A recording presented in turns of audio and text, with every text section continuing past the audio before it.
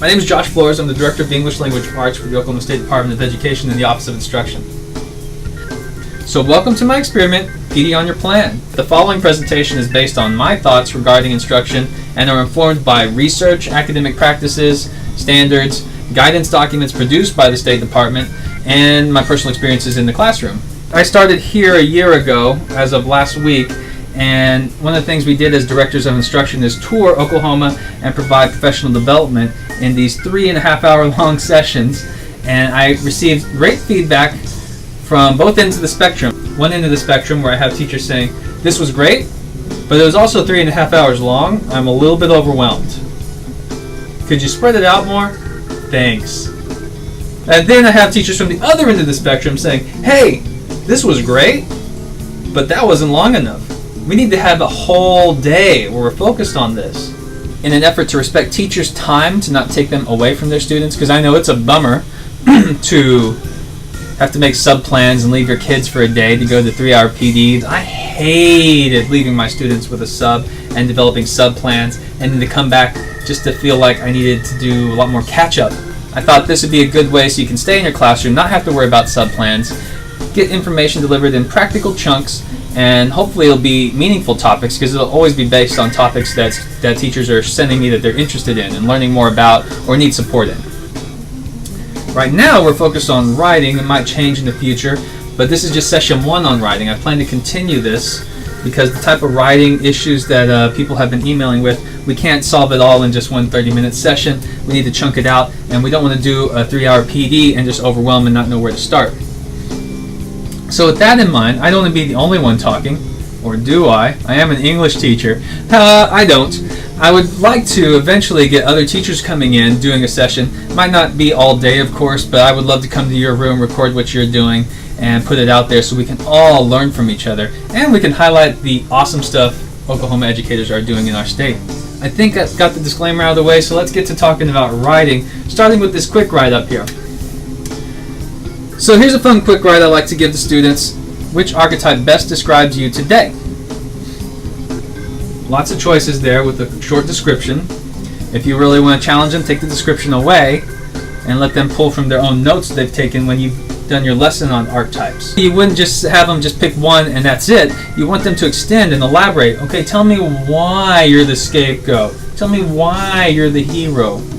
Give me specific details and connect it to a character from a text that we've read. Even though it's a fun quick write, it's still putting that student at the beginning of my class, because I would do this the first 5 minutes of class and then give them 5 minutes to think, pair, share their response. But they still put them in the frame of mind where they are making a claim, supporting it with textual evidence that they have to recall from previous day or previous week, and then they have to use logical reasoning to connect that evidence to the claim. So it's actually pretty complicated, even though very fun. And that's what we like to do as teachers. We like to be complicated and fun at the same time. Let's talk about writing.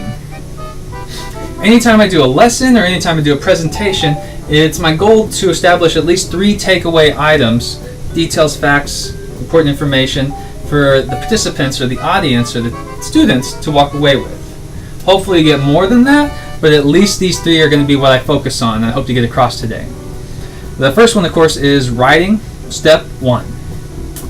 We're going to look at the issues of writing that I've been getting a lot of emails about and talk about that first step that needs to happen to get over those challenges. Second, prerequisite knowledge.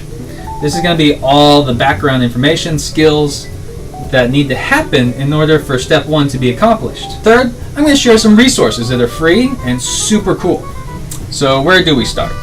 We're going to start by looking where we're going, because we really got to decide where we're going to determine where we start. And when I look at the spectrum of specifically writing assessments that our students are going to have to conquer as they progress through their education, we have that 5th grade, 8th grade, and then English 2 and 3. I'm not suggesting by this that pre-K should worry about the 5th grade writing test and then be focused on using the 5th grade rubric to grade their writing by any means, of course. But I do think it is beneficial for grades under the 5th grade year to also be aware that this is where the students are headed, and then to look at that rubric and negotiate it in terms of, well, what am I doing in my class that helps prepare students for this level of writing?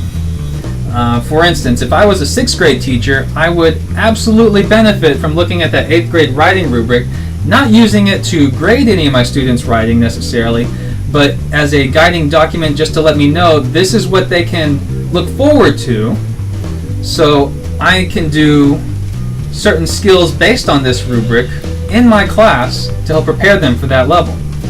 So we're looking ahead for them and then giving them that knowledge that empowers them to conquer that hurdle when they leave us and go past us to that 8th grade level.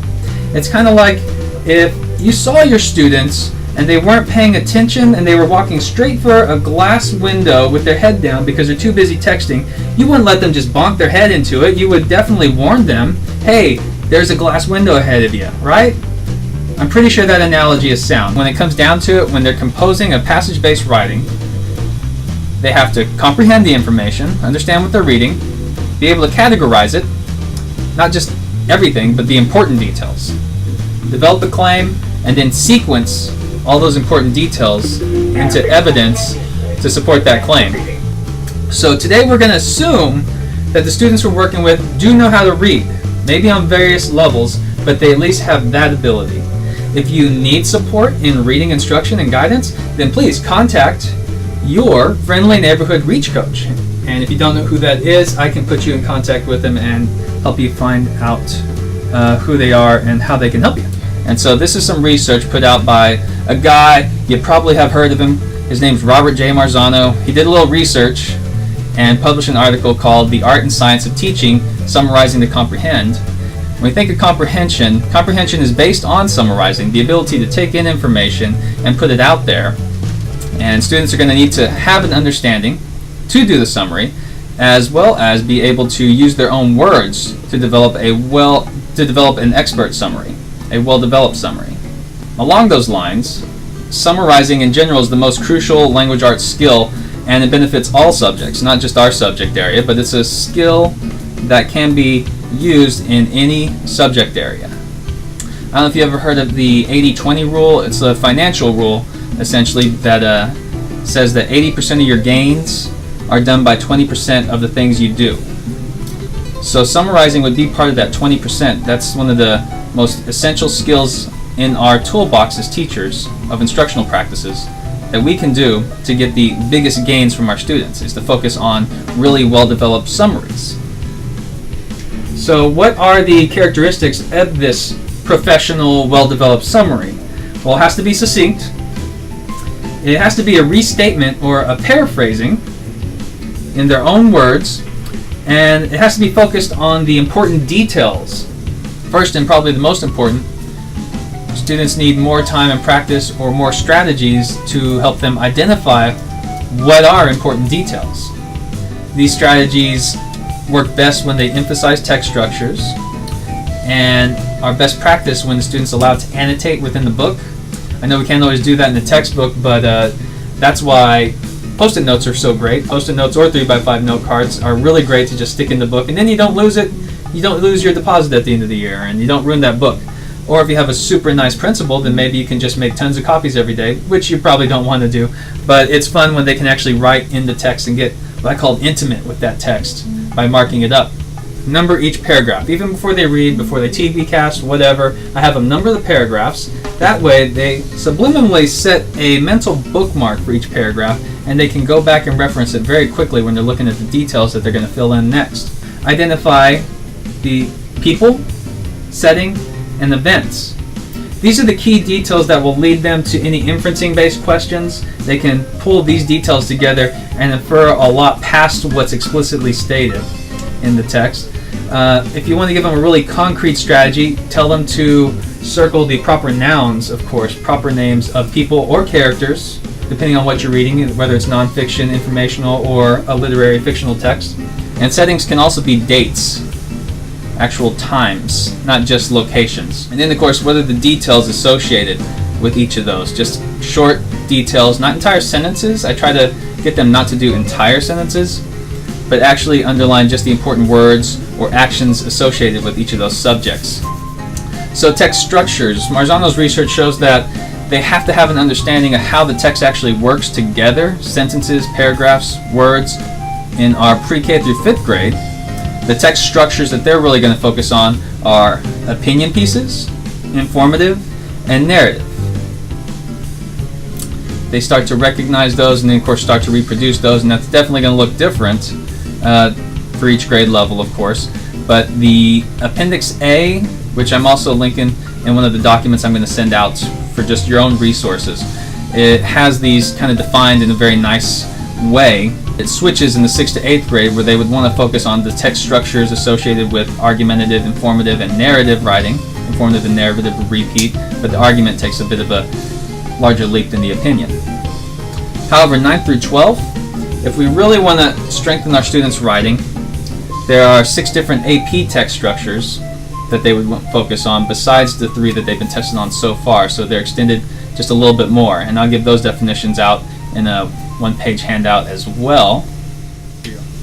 So besides the structure knowledge, students are going to have some sort of background vocabulary to pull from. They need to have a clear idea of what a claim is, what is evidence, and what is reason. Claims is pretty cut and dry. It's a statement. It's their belief, their opinion, or whatever they're arguing for. We did a lesson last year at our regionals called Cats versus Dogs, and it was a research level writing where students had to read a text and determine what makes the best pet. Are they cats or are they dogs? I think dogs, but I can say that because I have both. Even for at a pre-K level, a claim is very easy. Turns out pre-K students are very opinionated. They'll tell you dogs are the best pet or cats are the best pet. They've made a claim. Evidence, there's actually a very specific definition of evidence provided in the state standards, Appendix A, on page 42, if you want to get specific, under the glossary of key terms. And evidence runs the gamut of facts, figures, details, quotations, data, and other information, and even personal experience. And reason is just the logic that goes behind it. All the filler that helps connect, if they have to elaborate or explain how that evidence connects to the claim, all that is the reason, the reasoning part, the logic part. So last but not least, Marzano talks about organizing these ideas. Do they have good strategies to help them organize the ideas in their head? This is where the reasoning comes in. Graphic organizers are used quite a bit. My favorite version of a graphic organizer are the mind maps. If you've never seen a mind map, just search on YouTube. There's very good directions for how to do a mind map. I would show my students at the beginning of the school year one of the YouTube videos and then have them do their own mind map over a short story we read, just for practice. It's a little bit different. It's a higher level order thinking than most graphic organizers because it also involves color coding, visuals, and just their own creativity. You can, of course, put structures in place as you see fit. Frames, I think frames are always good for struggling writers. That's the second thing here for organizing ideas. And if you're like me, you probably just carry a notebook around all the time and you just daydream, like what are some good frameworks I can put in place to help my students, help guide them. Here's one that I have that I've been tooling around with. It's a modified 5-paragraph essay. I start with that just because students seem to be so accustomed to the 5-paragraph essay format, but it's not really enough anymore when you have to analyze these deep arguments and you're asking them to compose these texts where they have to cite and paraphrase. So here's my favorite part, because I'm going to share some resources with you.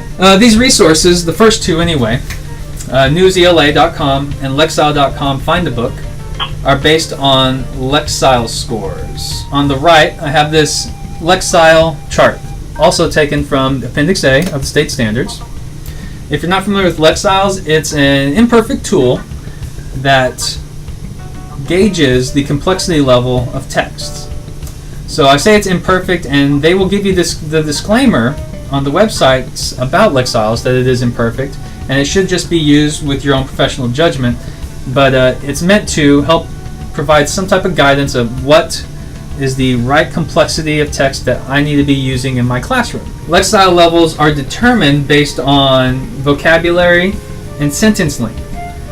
And as we know, there are some very complex books that use short vocabulary and short sentences that we would never expect an elementary student to comprehend. So that's why it's an imperfect tool, but if you need something concrete to start out with, it's good to explore. So this is News ELA. News ELA is a great informational nonfiction resource that's also free. When you sign up for a teacher account, you can check in every day. There's a variety of topics. Let's see, look at this article. This would be really interesting to give to students. You'll notice that because I'm signed into my teacher account, I have these classes up here at the top that I made, these little demo classes.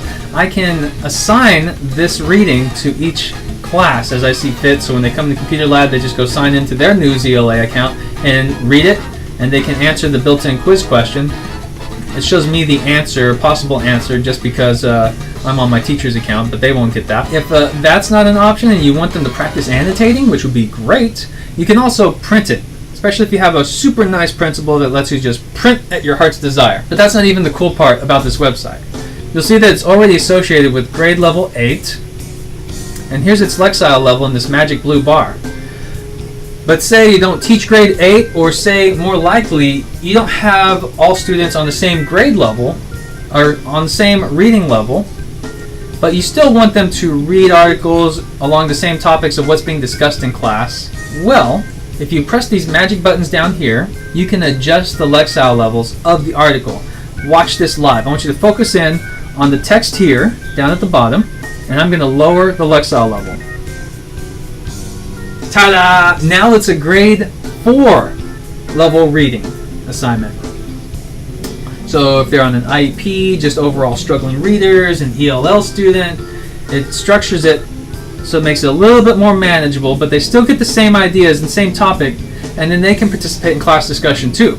As we know, there's research out there that talks about how much students learn by talking about what they're reading to each other too. So they are reading it, they're talking about it, then they're putting it into writing. A full brain workout right there. This is a great search engine to compile reading lists for students. So when they come to you and they're like, hey, winter break's coming up, spring break's coming up, fall break, summer break, I need a huge reading list, because that's what they like to do on their breaks. You can take them here, or take their parents here, have them fill in their grade level, their attitude towards reading, and click submit. The next page will give you a list of topics and genres for them to choose reading material from. So when they determine what topics they want to read about, then they can just print that off, go to the library, check out a bunch of books, and they'll be set all summer long, and they'll be so happy. Go to mid/del.net, Mid-Del School's homepage, and they developed some excellent passage-based writing prompts for you to use and practice with your students. Grades 3 through 11, quite a gamut. So if you go under Departments and click on Teaching and Learning Curriculum, on the next page, click on District Curriculum in the left bar. Now you have these little folders. You're going to want to click on the little plus sign and by the folder for Language Arts/Reading. Then click on the Benchmark Writing Assessments, and then you have informative and opinion argumentative writing prompts. So click on that opinion argumentative and look at all those free resources in a nice downloadable PDF file that Mid-Del has developed. Thank you for your hard work, Mid-Del. High five. Just to reiterate the 3 takeaways from the beginning. Writing, step 1, I'd focus on summarization, because that's the basis for comprehension and paraphrasing that they're going to have to do. Prerequisite knowledge. Filtering, text structures, and organization strategies. Number 3, resources. I shared those resources with you just now. Thank you for your time today, and please give me feedback. Have a good day. Get some sleep, get some rest, and I'll send everything out via email and follow up with you tomorrow. Talk to you later.